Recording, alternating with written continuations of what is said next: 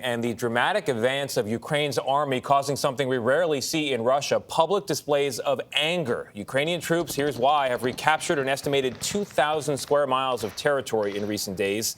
And the country's president says that counterattack is going to continue. Back in Russia, meanwhile, Putin is now facing rare criticism at home. Debora Patta has the latest now from Kharkiv in the northeastern part of the country, where Russian troops have effectively been forced out. Seizing the momentum, Ukrainian troops continue their remarkable advance. Yellow and blue, pretty much the only colors flying high across this region today, as they win the admiration of liberated towns and villages. Our troops were so smart, said this woman. The Russian soldiers ran away so fast. They planned this really well.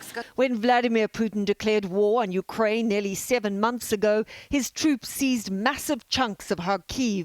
But in just a matter of days, Ukrainian forces have blitzed through Russia's gains, snatching back huge swaths of land. It's a crushing defeat and a decisive strike against Moscow's ability to resupply their forces. Now they can no longer use liberated Izium as a strategic hub.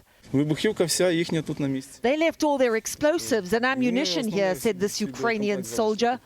As the Russian front line collapsed, the extent of a war declared largely on civilians is becoming clear. Hospitals and schools blown up, people killed in their own backyards.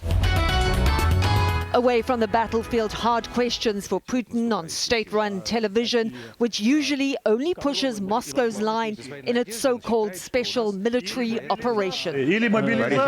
It's either full-scale war or we get out, said former parliamentarian Boris Nadezhdin, and policy expert Viktor Olevich exclaimed in disbelief. You say everything's going according to plan? You really think 6 months ago we planned on leaving and repelling a counter-offensive? Ukrainians want to believe that the tide is turning in a war that's been weighted in Russia's favor. But Secretary of State Antony Blinken warned that while the counter-offensive was well planned and had clearly benefited from Western military aid, it was too early to predict an outcome. Gayle? All right, that's one way to look at it. Thank you very much, Debora Patta, reporting from Ukraine.